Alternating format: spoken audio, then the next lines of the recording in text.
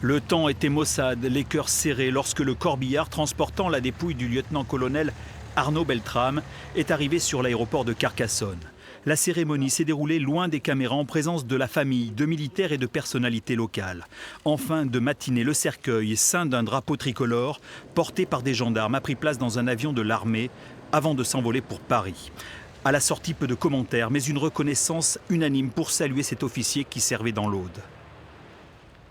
Cela finalement nous touche tous, car cet acte de celui qui a donné sa vie pour en sauver une autre illustre un petit peu l'absurdité de cette guerre de religion moderne, où au nom d'un même Dieu, l'un est venu au Super U de Trèbes pour donner la mort et l'autre pour donner sa vie. À Carcassonne, devant le siège du groupement où servait le lieutenant-colonel Arnaud Beltrame, les fleurs s'amoncellent. Le général Lecouf a été le patron des gendarmes de la région Languedoc-Roussillon pendant 3 ans. C'est un don de soi, puisqu'il a échangé sa place contre celle d'une femme et il s'est livré comme otage. Mais en même temps, c'est un choix de professionnel, parce que je pense qu'il a estimé qu'il pouvait changer le cours des choses. Malheureusement, il l'a payé de sa vie, mais quelque part, il en a sauvé une autre.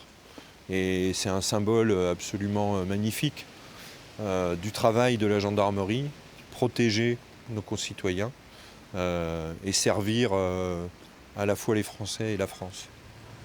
En début d'après-midi, le corps d'Arnaud Beltrame est arrivé au siège de la garde républicaine. Demain, c'est la nation tout entière qui rendra un ultime hommage à ce héros.